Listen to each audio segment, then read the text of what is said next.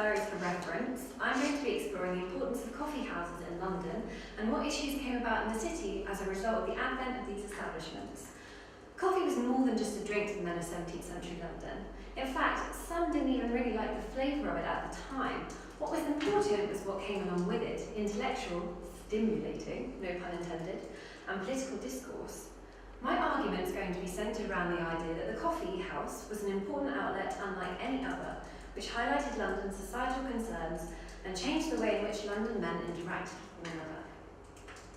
To give an idea of just how prevalent coffee houses were in Pepys's day, there are said to have been 82 coffee houses in London by 1663, and indeed Pepys makes the most concentrated amounts of visits between November 1663 and February 1664. Pepys makes a grand total of 79 references to visits to coffee houses throughout his diaries, which illustrates just how big a presence they were. Thomas Babington Macaulay wrote in his History of England about London coffee houses, in which he claimed that the coffee house was the Londoner's home, and those who wished to find a gentleman commonly asked not whether he lived in Fleet Street or Chancery Lane, but whether he frequented the Grecian or the Rainbow, two popular coffee houses of the day, which illustrates just how much coffee houses become an integral part of London life, so much so that they were even referred to as the Londoner's home. One of the first diary entries Pepys makes about visiting a coffee house was on the 10th of December 1660 with Colonel Slingsby in Cornhill, where he says he found much pleasure in the diversity of company and discourse. Interestingly, coffee houses allowed all manner of society, as evidenced here by Pepys's mention of diversity of company. Macaulay also highlighted this fact, saying nobody was excluded from these places who laid down his penny at the bar, and this was important because it meant that men from every echelon of the city could hear and be told news and discuss political ideals in the same space, which was unlike any other place in London. Whilst London did have taverns and alehouses, coffee houses provided a place of intellectual discussion, and as the advertising virtue of the coffee drink from 1652 by Pasquale Rosset claimed, coffee will make one fit for business. Pepys frequented several coffee houses, but rarely, if ever, mentioned which by name, and whilst he does mention Cornhill, this was one area that had a high concentration of coffee houses, as evidenced by this map from 1748. Whilst this was a while after Pepys's entry and after the Great Fire of London, which allowed for more coffee houses to be installed, it still demonstrates just how many coffee houses were in one area of London. The vast number of coffee houses shows just how popular and therefore also how influential they could become. Coffee houses were equivalent to the internet or the TV that we have in modern times, and in a sense, the Starbucks and Costa of today are pretty much used for the same thing now, except we don't actually really talk to each other. We get on our phones and use their Wi-Fi. Different coffee houses began to become associated with different groups and activities within London society. Businessmen would frequent the coffee houses near the Exchange in places such as Lloyd's Coffee House. Several of these coffee houses laid the foundations for future businesses in London, as many businessmen liked to dedicate much of their time working in coffee houses instead of using their office. Politicians would go to coffee houses near Westminster, and intellectual and religious types might be found in coffee houses nearby St Paul's Cathedral. This just goes to show how coffee houses were a part of every facet of London society and bore witness to all manner of Londoners' activities. Pepys himself seems to have partaken in all kinds of conversations in coffee houses, often conducting business and even encountering the poet Dryden in 1664 in Will's Coffee House, also known as the Will of Wits, where he no doubt discussed literary matters, showing that Pepys, like many men in London, used coffee houses for several aspects of their lives. However popular coffee houses were, Jonathan Bastable wrote in his book Inside Pepys's London that coffee houses were the living newspapers. People went to read the latest pamphlets and talk to people in the know. And this is a great representation of the coffee houses. They became the epicentre for men to discuss matters of the city, and they certainly appear to be Pepys's source of news.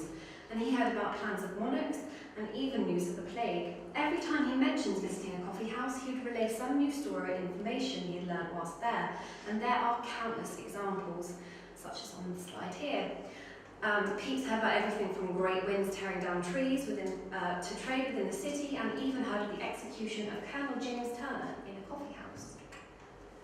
However popular coffee houses were, it was what people took issue with about them that makes them so interesting and significant. Many took issue with the credibility of the information given in coffee houses, as well as taking issue with the political nature of the discourse occurring within them.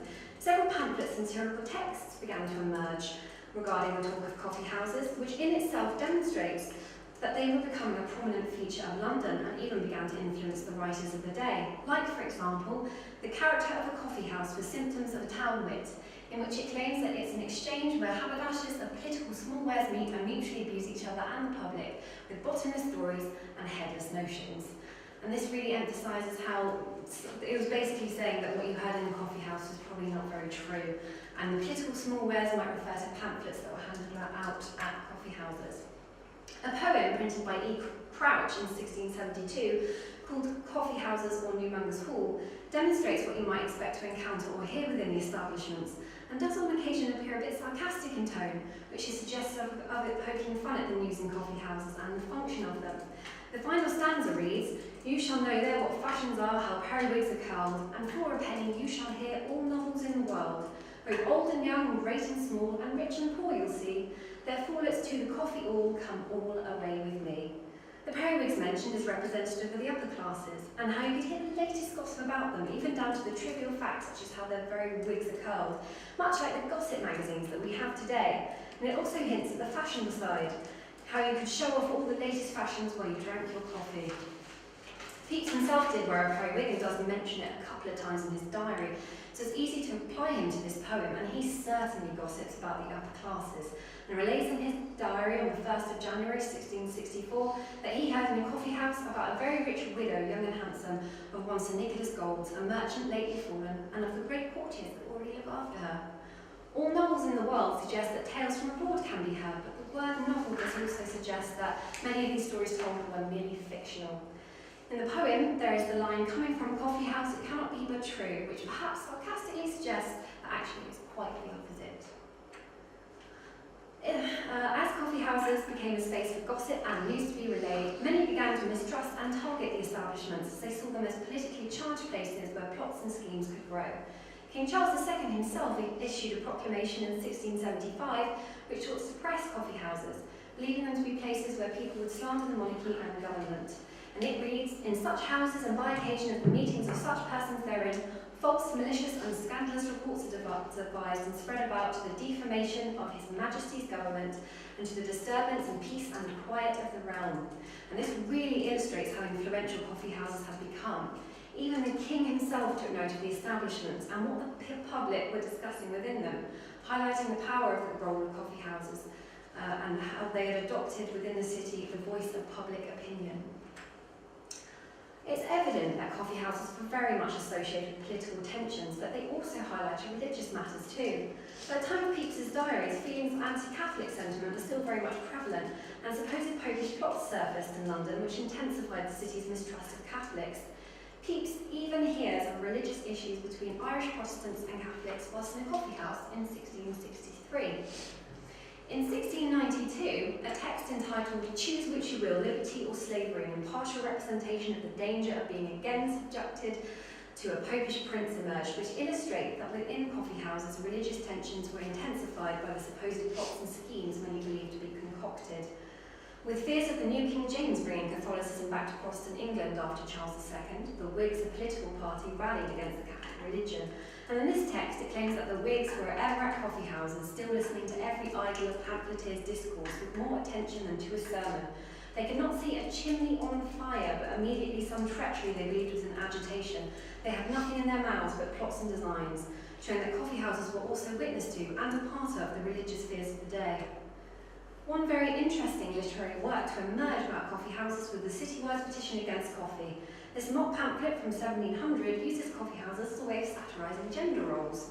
And the pamphlet accuses coffee houses of making men effeminate and impotent because they're engaging in the supposedly feminine activity of talking and gossiping. It seems that it could be satirising adverts like The Virtue of a Coffee Drink, which claim that coffee was good for childbearing and preventing miscarriages.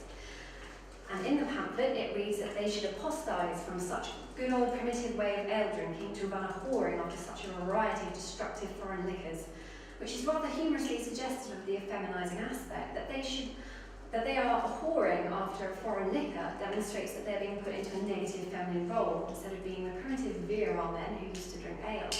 Another interesting notion that can be read into this, though, is the idea of being mistrustful of a foreign produce, which is not sourced from London, linking with the idea that Londoners were commonly suspicious of outsiders of London, So naturally they'd be wary of this Turkish enchantress, as they call it, or coffee, and how it could corrupt the men of the city. Also there is the idea that coffee was harming London's own alehouses, and indeed alehouses were impacted by the coffee house popularity. The pamphlet also appears to satirise the notion that coffee houses kept men from becoming drunkards, by claiming that the coffee house being in truth only a pimp to the tavern, a relishing soup preparative to refresh debauch, which is essentially saying that coffee enables men to sober up only to become drunk all the more. It's evident that coffee houses were an integral part of London life in Pepys's day and beyond. The fact that the king himself took notice and wanted to suppress them just goes to show how influential they had become. The multitude of literary works that emerged about coffee houses themselves also shows how important and noteworthy they were, and people were using them to highlight important social issues, even gender roles. They provided a channel like no other where the public could express and discuss their opinions over London's social concerns, without which London would not have had a public voice on such a wide scale. Finally, I'll finish with this quote from Macaulay: "The coffee houses were the chief organs through which the public of the opinion of the metropolis vented itself," which really sums up the importance of the role coffee houses had claimed within the city. It was a voice of the people.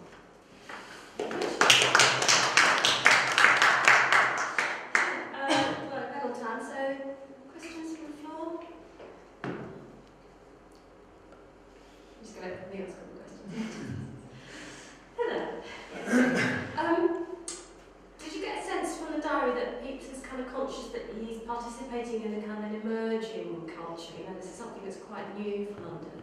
I think particularly because he visits them more so between 1663 and 64 when major events were happening like the plague. I think he went there knowing that he could find out all the latest news and information at coffee houses. And it was definitely, it must have attracted him on the side of kind of fashion aspect, because there were very fashionable places and you could see all of the most trendy people, even other poets and writers. So I think he... More so than the theatre room? Possibly not. I'd say what's interesting about the coffee houses as opposed to the theatre was, I guess, you had every single kind of figure of society, from religious types to politicians, and even some of the middle class people would be there. So I suppose even though in the theatre you might get some of that, it was more of a concentrated thing because you were directly talking to them about London's issues. Mm-hmm. And I suppose at the theatre you would be rather distracted by the show. So. And were they exclusively male spaces, do you think? Yeah, I think so. I think I think I've read somewhere that it was bad for a woman to be seen in a coffee house. And I think because it was definitely a society centred around men, and all of the leading figures and important people were men at the time, it makes sense that it was a concentrated masculine space where they were able to discuss issues of the city, because women didn't really have the same kind of ability to discuss political matters and have it heard, I guess. Yeah, I would definitely say so. Thank you very much.